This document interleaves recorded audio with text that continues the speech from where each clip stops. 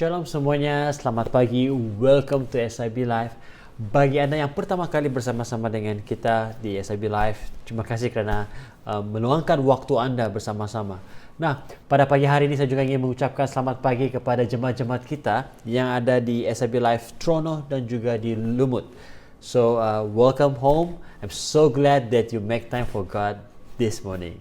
Right? So, berbagai daripada kita yang diberkati dengan firman Tuhan yang disampaikan oleh Pastor Dan minggu lepas. Come on, angkat tangan Anda, dimanapun Anda berada. Right? So, adakah Anda seperti Firaun ataupun seperti Musa? Nah, doa kami adalah supaya setiap firman Tuhan yang disampaikan di SIB Live bukan hanya menjadi pengetahuan di kepala kita, tetapi menjadi satu kebenaran yang akan membebaskan kita dan membawa kita kepada breakthrough dalam kehidupan kita. Ada amin? Oleh itu sebelum kita mulakan, kita teruskan, mari saja kita semua untuk tunduk kepala dan kita akan berdoa. Haleluya. Terima kasih Tuhan Yesus. Bapa, kami serahkan waktu di tangan-Mu Tuhan Yesus, jamah setiap pribadi kami, jamah hati kami dan fikiran kami Bapa di syurga, biar kebenaran-Mu yang dinyatakan pada pagi hari ini Tuhan benar-benar mengubah Tuhan Yesus cara fikir kami dan mengubah hidup kami.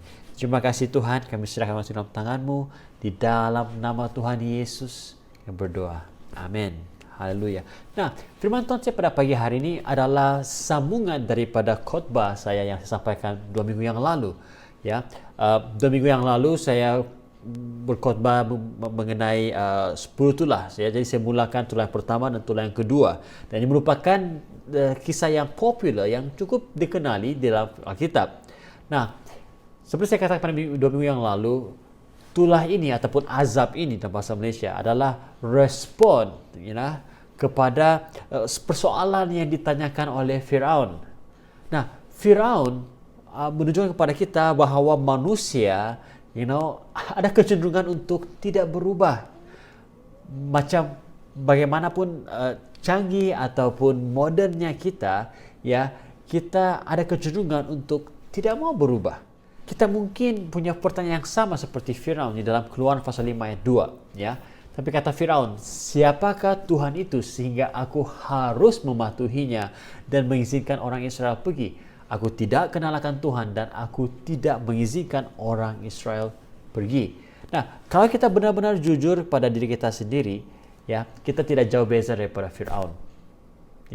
Dalam dunia modern pada hari ini, kita mungkin menanyakan soal yang sama.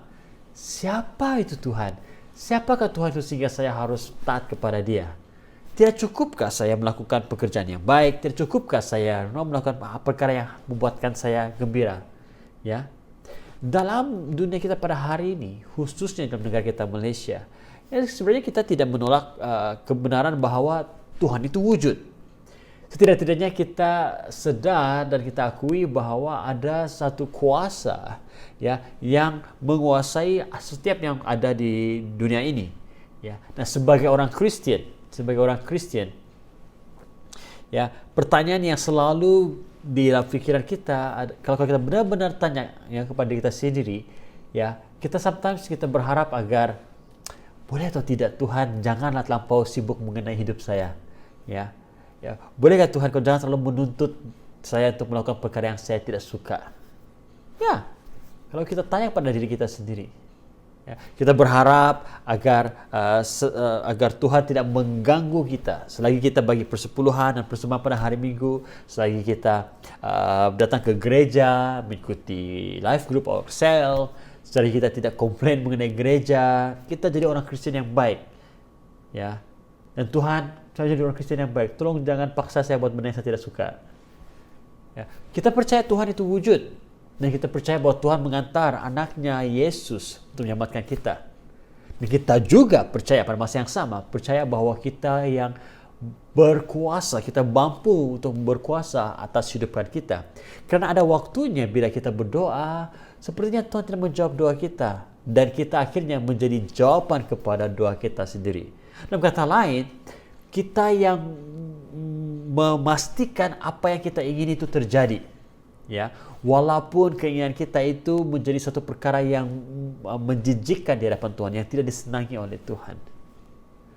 Kita tidak beritahu dengan orang, Kita tidak beritahu dengan orang apa yang pikiran kita, apa yang cara fikir kita, ya. Kita tidak mengaku pada orang bahwa ini adalah cara fikir kita seperti Firaun, ya. Tapi daripada perbuatan kita, gaya hidup kita, ya, kita sebenarnya ada pertanyaan yang sama seperti Firaun.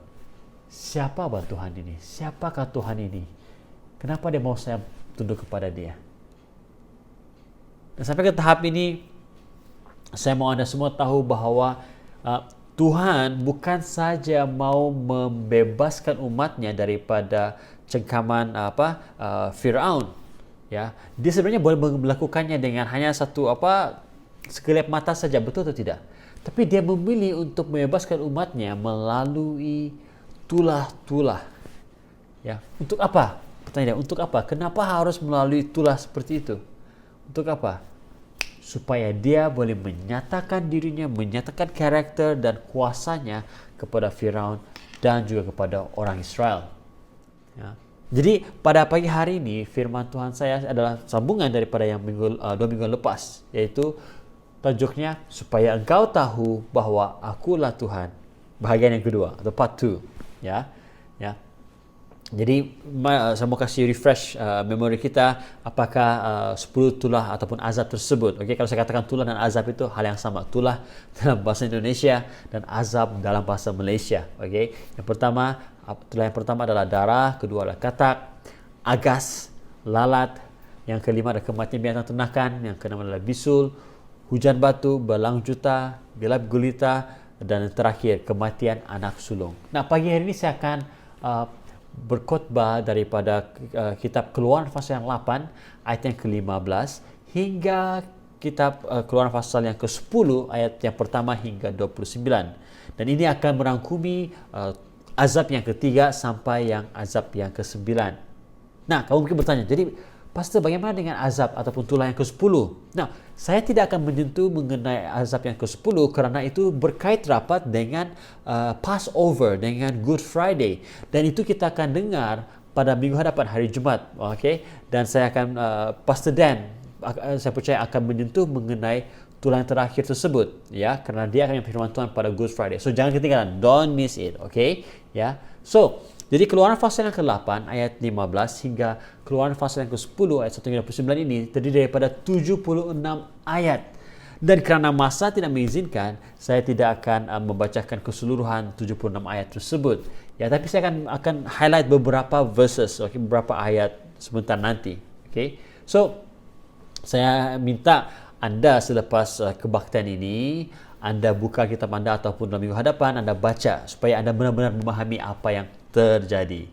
Alright. Jadi, saya katakan tadi, 10 azab ini bukan hanya serangan langsung terhadap dewa-dewa Mesir, tetapi ia juga serangan terhadap perkara yang menjadi kebanggaan orang Mesir.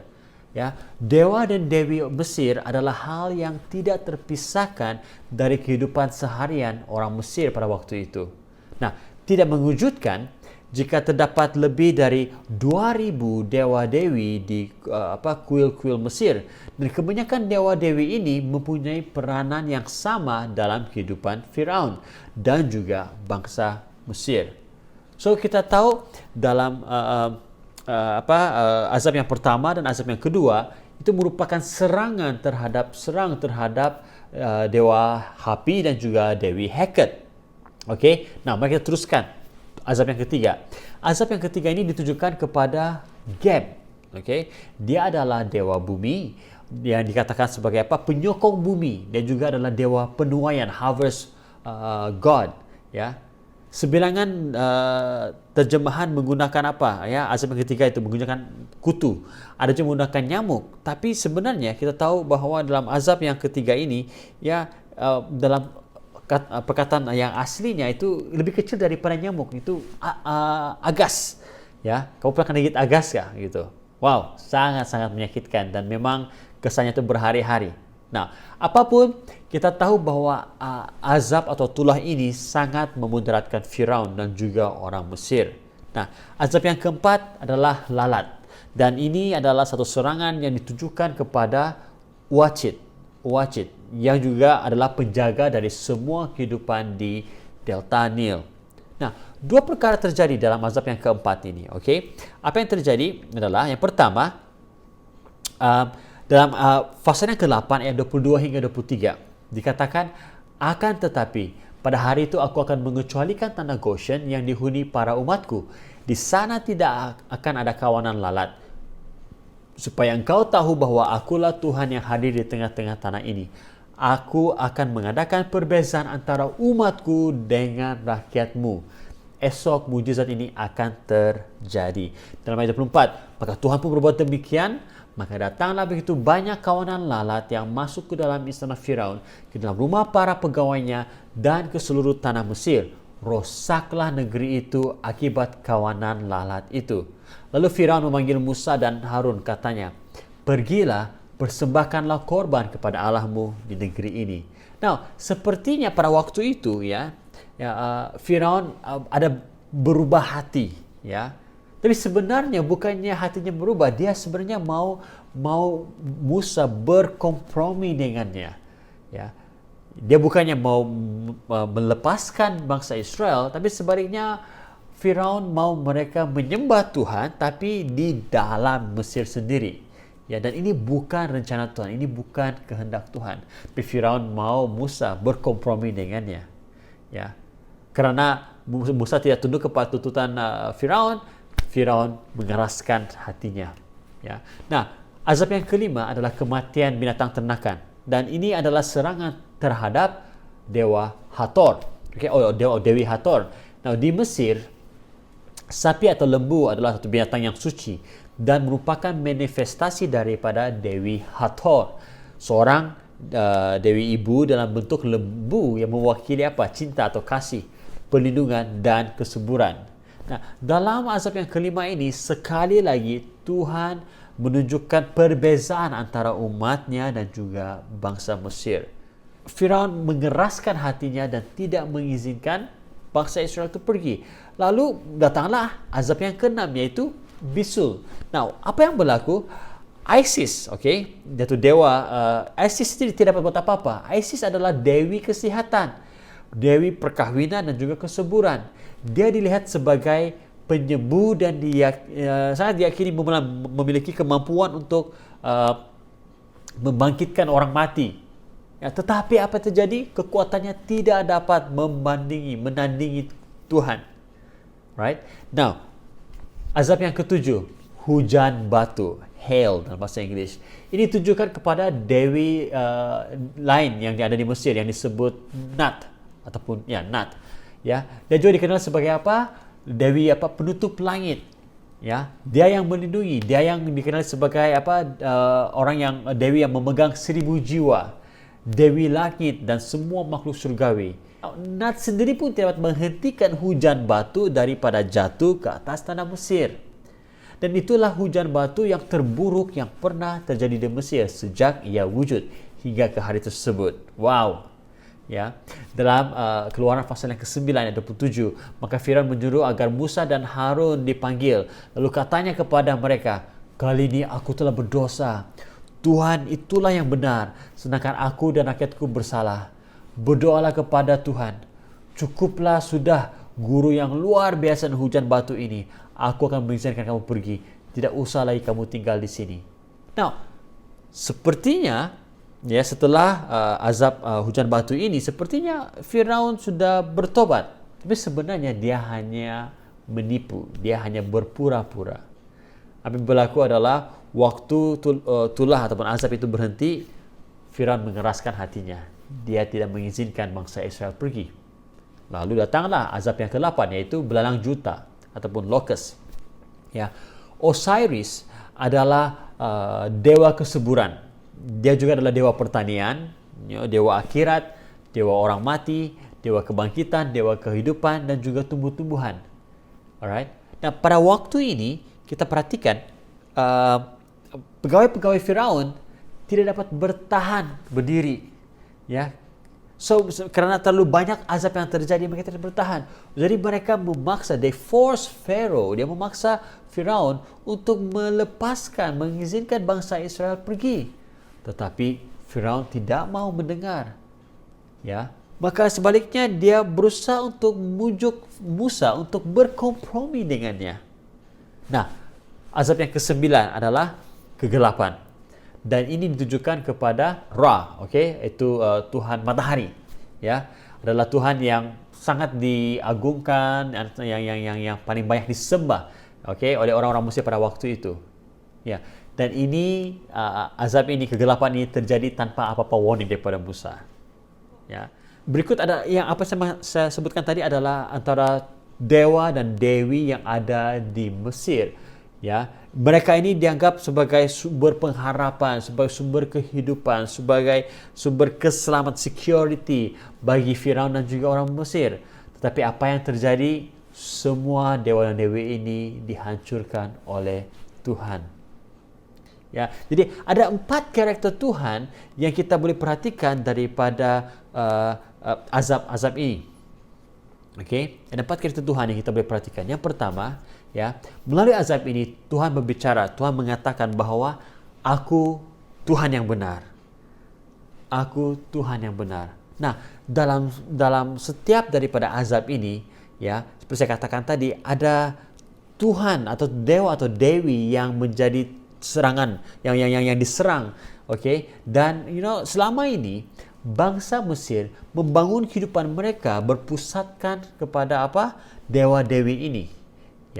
Mereka melakukan pemujaan, mereka melakukan memberikan korban kepada dewa-dewi ini supaya ini menyenangkan hati dewa-dewi, supaya mereka mendapat berkat daripada dewa-dewi ini. Dan pengorbanan yang mereka lakukan, korban yang mereka berikan, bukannya sebagai untuk menyucikan dosa mereka, bukan. Tapi tujuannya adalah supaya mendapat memenangkan hati dewa-dewi ini. Dengan harapan adalah supaya kehidupan mereka diberkati oleh dewa-dewi ini. Nah kita lihat, setiap dewa-dewi yang ada di Mesir ini tidak dapat bertahan dengan kuasa Tuhan. Tuhan yang berkuasa, Tuhan tahu bahwa Dia yang menciptakan segala sesuatu. Nah, Firaun berbicara mengenai manusia modern pada hari ini. Di mana pada hari ini, manusia ada kuasa, ada kekayaan, ada pengaruh, ada posisi, ada keistimewaan, popularity. Dan dengan adanya semua ini, hati Firaun tetap keras. Hati Firaun penuh dengan kepahitan. Dengan semua kuasa dan kekayaan yang dia ada, apa yang dilakukan, dia tidak dapat menahan tangan Tuhan. Dia tidak dapat bertahan bila Tuhan turun tangan ke atas bangsa Mesir. Kita mungkin berkata bahwa, Pastor, saya tidak menyembah patung berhala seperti mereka. Tapi saya ingin beritahu dengan kamu, jika kamu melihat jauh ke dalam hati kamu saat ini, sebenarnya kita sebagai manusia, kita menyembah kekayaan, kita menyembah career kita, kerjaya kita menyembah pasangan kita, suami atau istri kita menyembah anak-anak kita menyembah pelayanan kita menyembah keselesaan, kita mau ada kontrol sesuatu. Nah, pada akhirnya kita tidak jauh beza daripada Firaun. Dan sebenarnya kita seperti Firaun. Kita boleh melihat bagaimana Firaun tidak mau tunduk kepada Tuhan. Dia bergumul sekali, dia tidak mau tunduk kepada Tuhan. Karena apa? Di Mesir, Firaun sendiri dianggap sebagai seperti image-nya Tuhan, image of God, dan juga mewakili dewa-dewi yang ada. Dia tidak dapat karena dia dianggap sebagai Tuhan, dia tidak orang yang boleh menyentuh dia. Dia sangat berkuasa dan tidak dapat menghalang dia daripada mengambil apa yang dia inginkan. Kan kita sama seperti Firaun, kan? Tidak boleh menghalang kita. Kalau kita mau, tidak peduli. Biarpun itu berlanggar dengan firman Tuhan, kalau kita mau, kita ambil. Sampai kita menganggap bahwa Tuhan, bagus saya yang pergi kontrol hidup saya, bagus saya mengatur hidup saya. Kita beri puji kepada diri kita sendiri. Bila ada sesuatu yang baik terjadi dalam kehidupan kita, kita bilang, wow, saya lah nih, ini karena usaha saya nih, karena saya pandai nih, karena saya bekerja keras nih. Tapi bila ada tragedi, ada musibah, ada masalah terjadi dalam kehidupan kita menyalahkan Tuhan. Sama seperti Firaun, kita tidak mau tunduk kepada Tuhan. Sebaliknya kita mau Tuhan berkompromi dengan kita. Begitu dengan Anda, Tuhan tidak akan berkompromi dengan dosa. Ya. Melalui itulah ini Allah menyatakan dirinya kepada Firaun dan juga bangsa Mesir. Dia menyatakan bahwa aku adalah satu-satunya Tuhan. I am the one true God. Bukannya dewa-dewi ini. Ya. Yang kedua, melalui itulah ini Tuhan menyatakan dirinya bahwa Dia adalah Tuhan pencipta. Nah, ini sangat jelas. Oke. Tuhan yang menciptakan segala sesuatu, dan apa yang dilakukan adalah karena Tuhan menciptakan segala sesuatu, Dia menggunakan bumi ini, Dia menggunakan tanah, laut, sungai, binatang-binatang, serangga-serangga, segala macam yang ada, semua benda-benda makhluk yang ada di dunia ini, ya. Dan semua elemen-elemen ini tunduk kepada Tuhan. Karena apa? Tuhan yang menciptakan mereka. Kita lihat bagaimana ahli sihir Firaun berusaha untuk meniru apa yang Tuhan lakukan dalam tulah yang pertama dan tulah yang kedua. Tetapi bila sampai kepada tulah yang ketiga, itu azab yang ketiga, ya, mereka berserah, mereka sudah give up, surrender. Mereka katakan, wah, ini tangan Tuhan, ini tangan Tuhan. Kita tidak boleh tiru, Ya, mereka sadar bahwa mereka tidak boleh lawan, mereka tidak ada tandingnya dengan Tuhan Sang Pencipta. Dalam Wahyu pasal 4 ayat 11 mengatakan begini, Ya Tuhan, ya Allah kami, hanya Engkau yang layak menerima kemuliaan, kehormatan dan kuasa, karena Engkaulah yang mencipta segala-galanya, dan dengan kehendak-Mu segala-galanya wujud dan dicipta.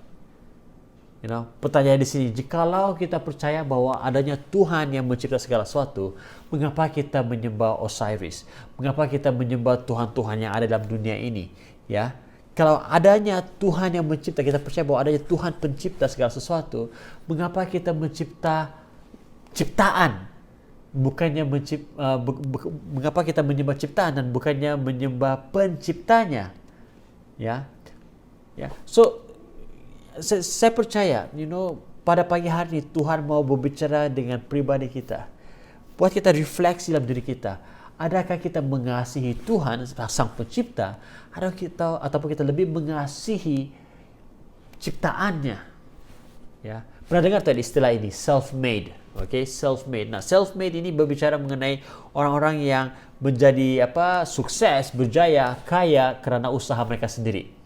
Ya, dan biasanya istilah ini diberikan kepada orang yang mula-mulanya dulu mereka tidak uang, mereka tidak pendidikan, tapi akhirnya berjaya. Wah, itulah istilah self-made yang diberikan.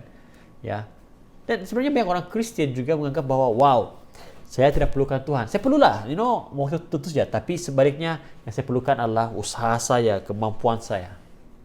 Ya, Anda percaya bahwa Anda segala kesuksesan yang Anda ada, segala kejayaan yang Anda ada, segala kekayaan yang Anda ada adalah hasil usaha Anda sendiri. Anda percaya bahwa Anda adalah self-made person. Ya, tapi tunggu sekejap. Saya percaya bahwa kalau kita sadar bahwa adanya Tuhan Sang Pencipta, tidak mungkin kita akan menyembah ciptaan-ciptaan yang lain. Kita hanya akan menyembah si Pencipta. Amen. Ya, jangan kita menjadi seperti Firaun dan juga bangsa Mesir, menyembah objek-objek yang ada, menyembah dewa-dewi yang ada, yang pada akhirnya tidak dapat membantu mereka. Nah, melalui itulah ini Tuhan juga menyatakan yang ketiga, Tuhan menyatakan bahwa aku Tuhan yang adil. Aku Tuhan yang adil. Dalam kitab Keluaran pasal yang ke-9 ayat 8 hingga 9, Tuhan berfirman kepada Musa dan Harun, ambillah segenggam penuh jelaga dari relau, lalu hendaklah Musa menghamburkannya ke udara di hadapan Firaun. Jelaga itu akan menjadi debu halus yang meliputi seluruh tanah Mesir, menjadi bisul yang pecah bernanah pada manusia dan hewan di seluruh tanah Mesir. Nah, kamu tahu apa relau kan? Ya, itu debu lah. Nah, mengapa Tuhan memerintahkan Musa untuk mengambil jelaga dari relau? Oh, relau itu bukan debu. Relau itu macam oven lah. Tempat pembakaran untuk membakar itu tanah liat supaya jadi keras. Nah, mengapa Tuhan tidak meminta Musa untuk menghulurkan tangannya dan membiarkan itu bisul, baru ada bisul kan? Nah, pertama,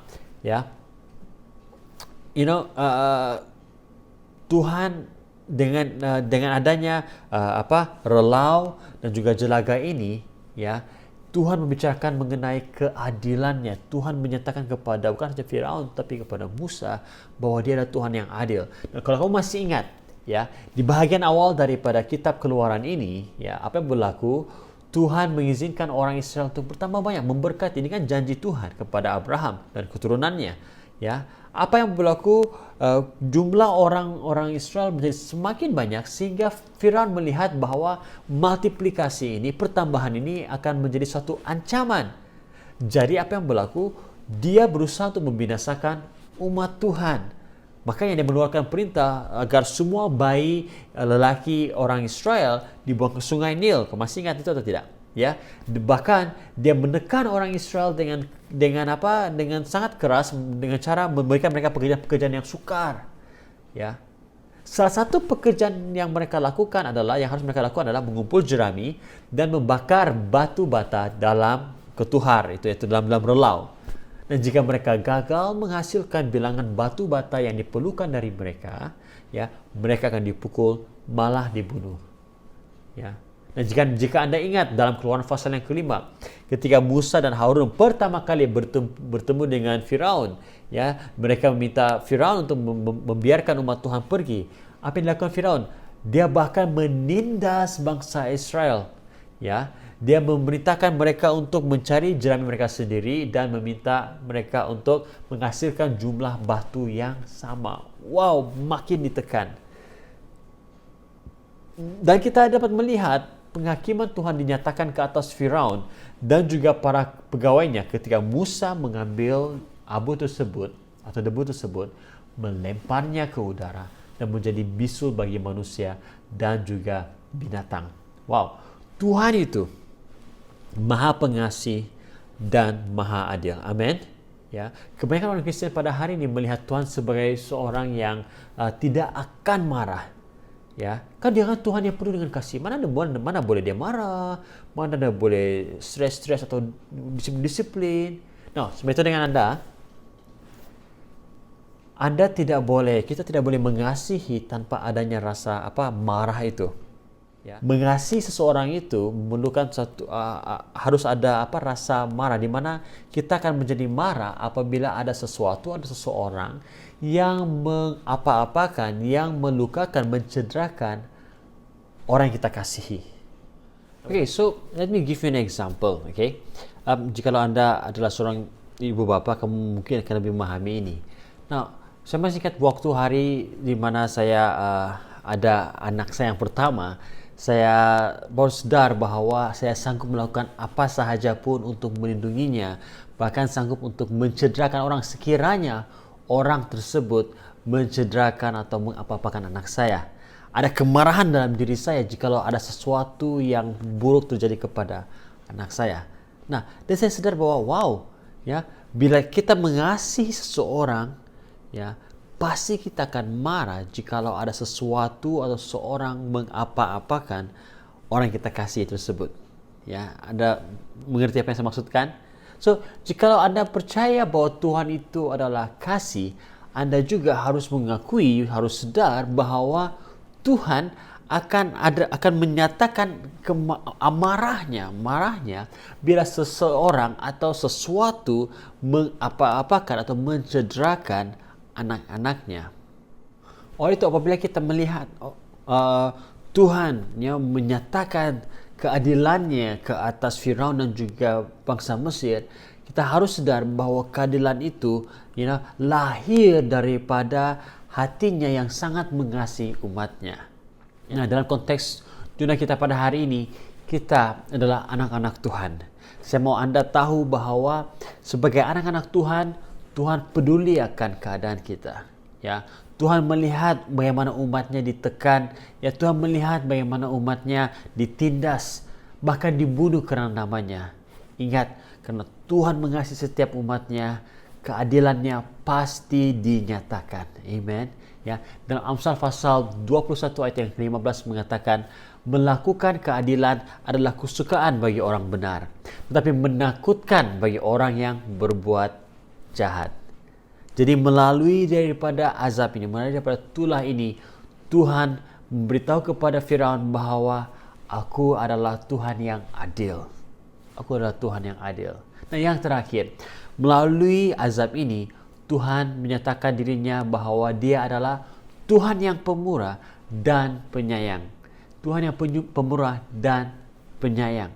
Dalam Keluaran pasal 8 ayat 20 hingga 23, ya, menyatakan bahwa maka beberapa orang daripada pegawai Firaun yang takut kepada firman, akan tetapi pada hari itu aku akan mengecualikan tanah Goshen yang dihuni para umatku. Di sana tidak akan ada kawanan lalat, supaya engkau tahu bahwa akulah Tuhan yang hadir di tengah-tengah tanah ini. Aku akan mengadakan perbezaan antara umatku dan rakyatmu.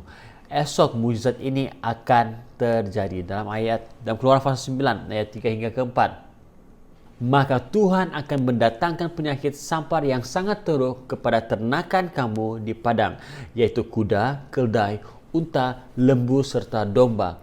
Tapi Tuhan akan membezakan ternakan orang Israel daripada ternakan warga Mesir, karena tidak seekor pun daripada ternakan orang Israel akan mati.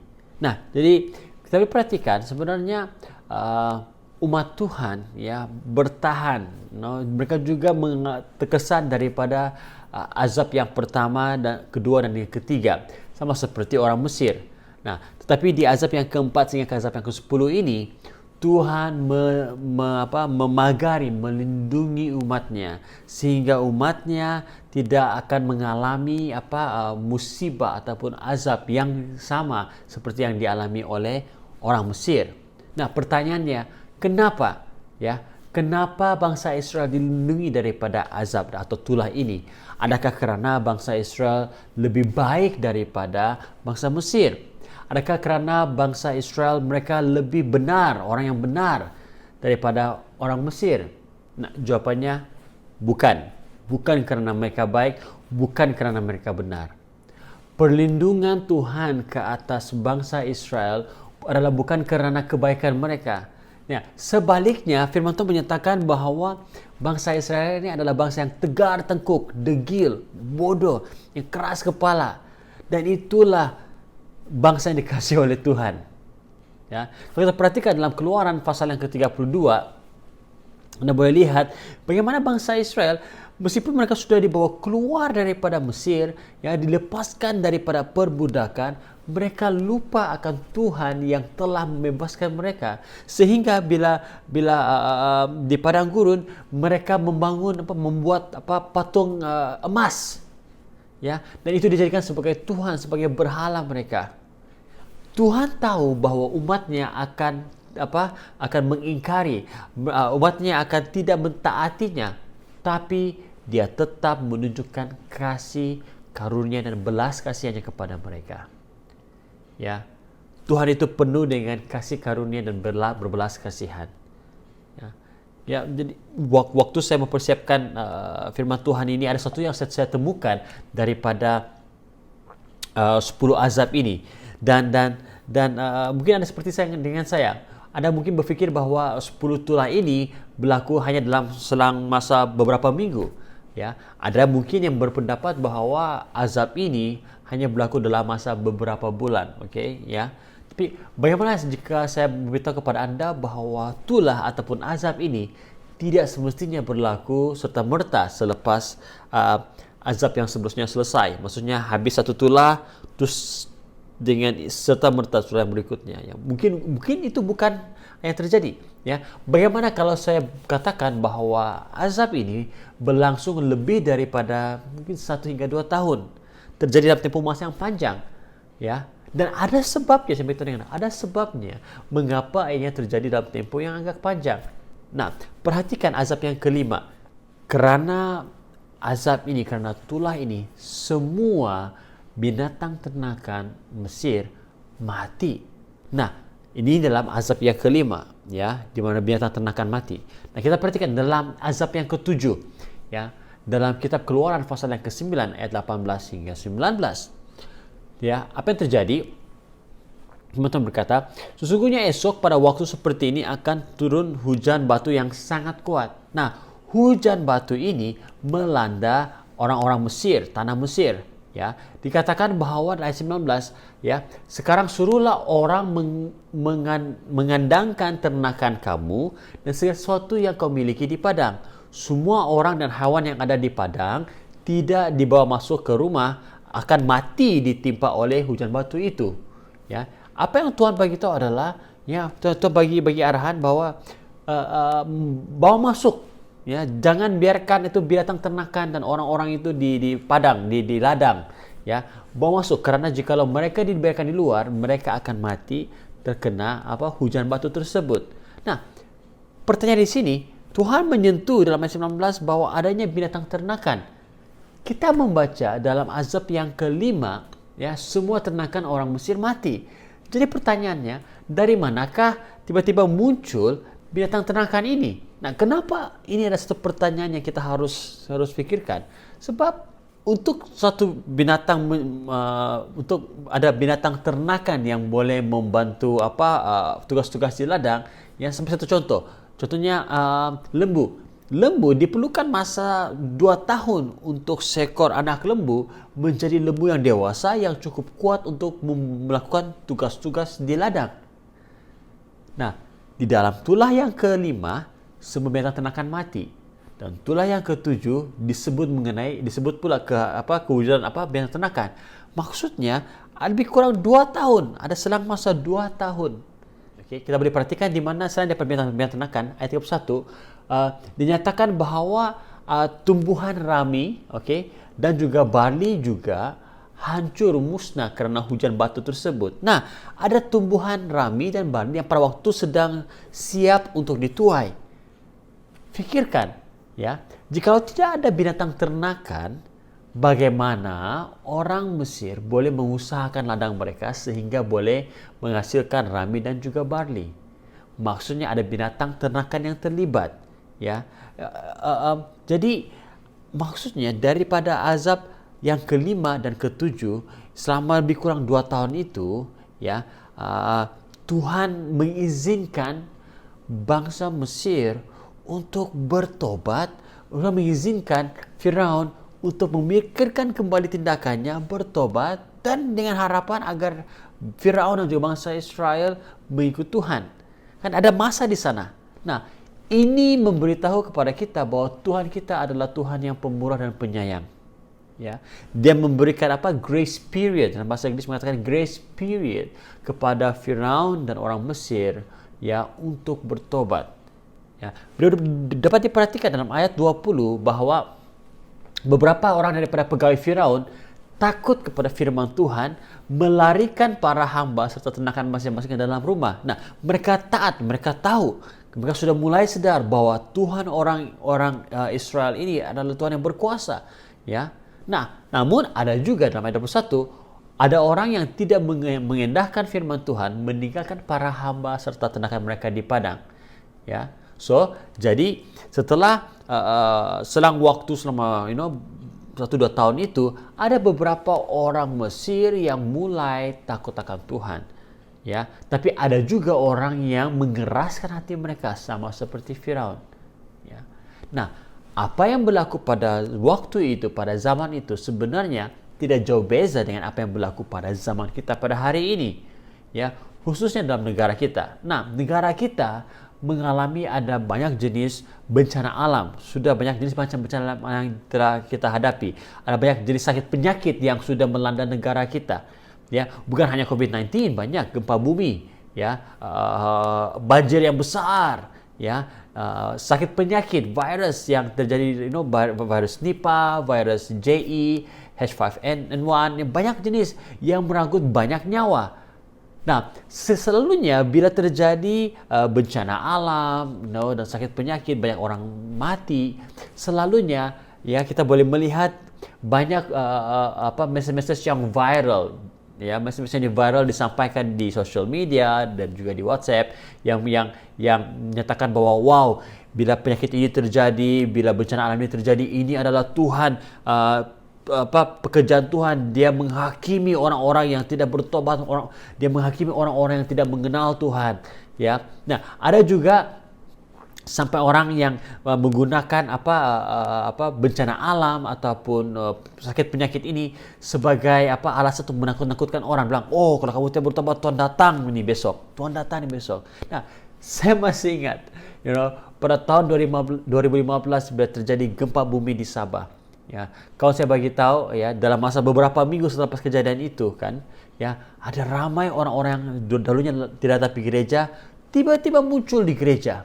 Ya, kehadiran jemaat di gereja bertambah, tapi seperti yang mereka sudah expect, ya, kehadiran jumlah jemaat menurun setelah beberapa minggu karena mereka sadar bahwa Tuhan tidak juga datang, ya.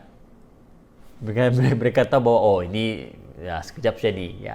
Sama seperti Firaun, dia melihat bahwa berhenti sudah nih azab. Oh oke, semuanya balik kepada sedia kala. Dia mengeraskan hatinya. Dia lupa, ya, bahwa Tuhan memberi kesempatan bagi dia untuk bertobat. Nah, mari kita ambil waktu untuk berfikir dan untuk membuat refleksi. Adakah hati kita makin dekat dengan Tuhan bila kita mengalami bencana alam, bila kita diperhadapkan dengan sakit penyakit yang berlaku di sekitar kita?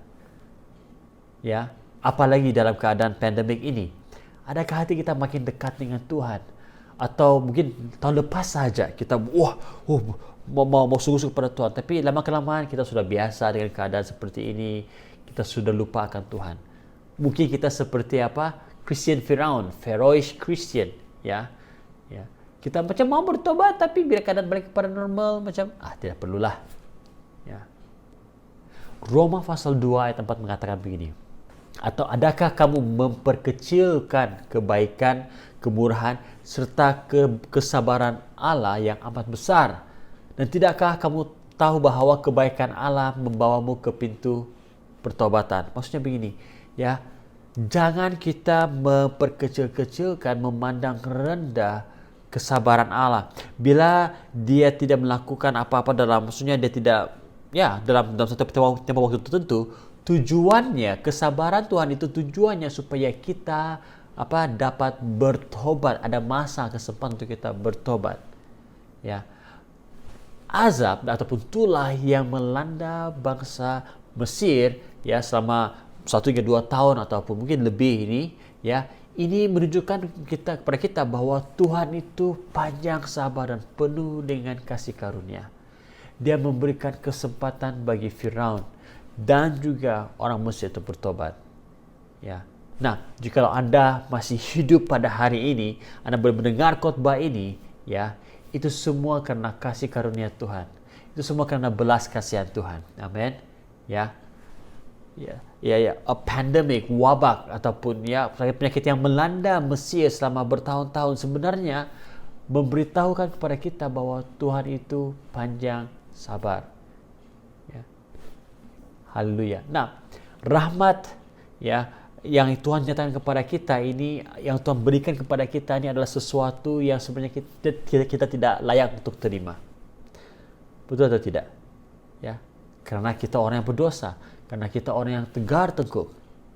Tapi karena kasihnya kepada kita, dia mengizinkan kita, dia memberikan waktu bagi kita untuk bertobat, untuk datang kepadanya.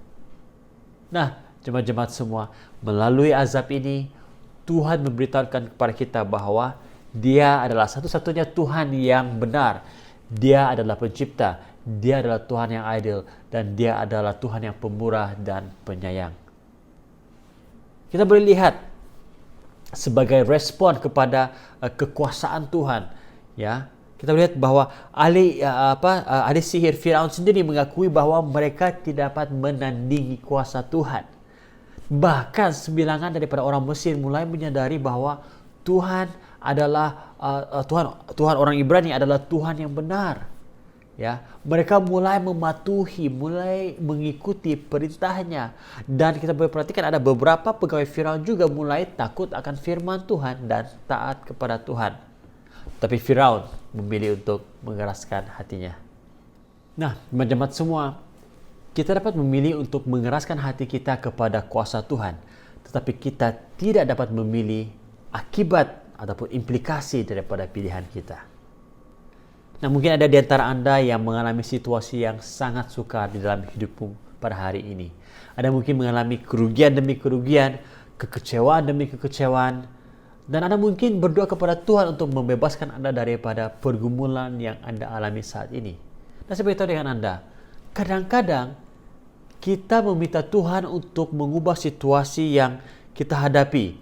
Padahal situasi tersebut Tuhan gunakan untuk mengubah kita. Nah, sekali lagi, kadang-kadang kita berdoa meminta Tuhan untuk mengubah situasi yang kita hadapi. Padahal situasi tersebut Tuhan mau gunakan untuk mengubah kita. Pikirkan. So, apa respon Anda pada hari ini? Adakah Anda akan menyerahkan seluruh hidup Anda kepada Tuhan? Adakah Anda akan mengakui kebesarannya, kekuasaannya dalam hidup Anda? Apa respon Anda pada hari ini? Nah, mari kita tunduk kepala bersama-sama. Mungkin ada di antara Anda pada pagi hari kamu tahu, jauh dalam hatimu Tuhan memanggil engkau untuk bertobat. Tuhan memanggil engkau untuk kembali kepadanya. Mungkin ada di antara Anda melihat bahwa pergumulan yang kamu hadapi, pada hari ini adalah kesan daripada pandemik ini. Itu hanya satu kebetulan. Ya, tidak kaitannya dengan keadaan rohani Anda, tidak kaitannya dengan keadaan hati Anda. Ya, kamu kata, oh ini pastor ini hanya tidak kaitan di pastor ini, kebetulan saja. Tapi saya beritahu dengan Anda, ya, perbezaan antara Anda dan Firaun adalah ini. Firaun mati sebagai orang yang tidak mengenal Tuhan, mati sebagai orang yang tidak percaya. Dia mati sebelum pun dia dapat bertobat. Ya. Tuhan menunjukkan belas kasihannya dan kasih karunia-Nya dan kepada Firaun, tetapi Firaun menolaknya. Ya. Bagaimana dengan Anda pada hari ini? Kamu sudah menerima kebenaran.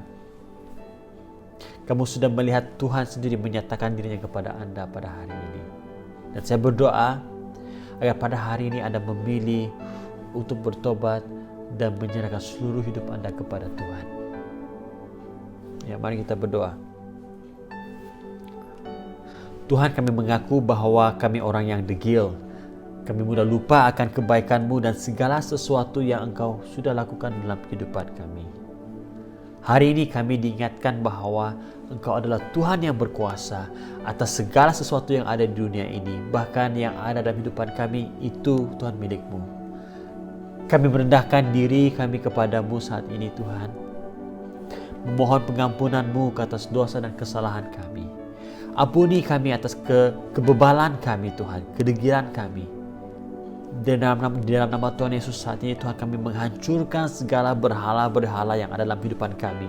Dan kami izinkan Engkau untuk berkuasa sepenuhnya dalam hati dan pikiran kami. Tuhan, ambil alih seluruh hidup kami untuk kemuliaan-Mu. Karena Engkau Tuhan yang berkuasa dan segala kemuliaan hanya bagi Engkau. Terima kasih Tuhan. Tuhan, saya berdoa pada hari ini agar umat-Mu yang mendengarkan firman-Mu pada hari ini akan meresponi dengan benar dan sepercaya Tuhan Yesus. Bila hidup mereka dibebaskan, mereka akan mengalami penerobosan. Terima kasih Tuhan Yesus. Engkau besar Tuhan, Engkau besar Tuhan, Engkau terbesar. You are great, oh Lord, dalam kehidupan kami. Haleluya. Terima kasih Yesus. Terima kasih buat firman-Mu. Mari kita sama-sama menyanyikan lagu ini. Haleluya.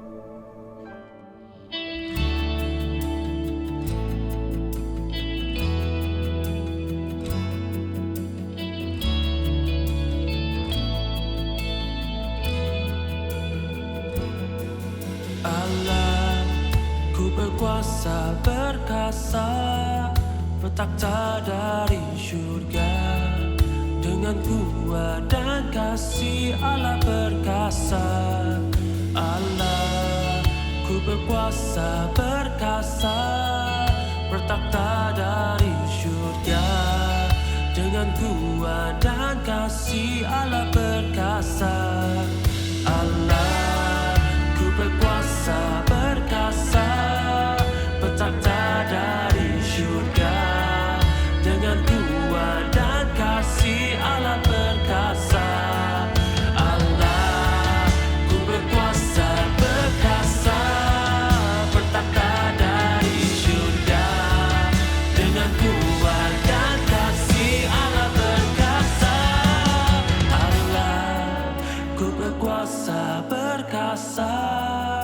Bertakhta dari syurga dengan kuat dan kasih Allah perkasa. Haleluya Tuhan. Benar Bapa di surga, Engkau besar Tuhan Yesus. Dan kami akan menyanyikan kebesaran-Mu Tuhan Yesus dalam kehidupan kami setiap hari Tuhan. Kami mau menyatakan Tuhan kebesaran-Mu Tuhan dalam kehidupan kami setiap hari Bapa di surga. Terima kasih Yesus. Bapa di surga, terima kasih buat penyertaan-Mu dalam ibadah kami dari awal hinggalah saat ini Tuhan Yesus. Hamba bersyukur Tuhan Yesus buat setiap jemaat-Mu yang membagi waktu untuk datang berkumpul bersama-sama Tuhan, menyembah Engkau dan mendengar firman-Mu. Tuhan, Engkau berkati setiap umat-Mu Bapa yang hadir dalam ibadah pada hari ini.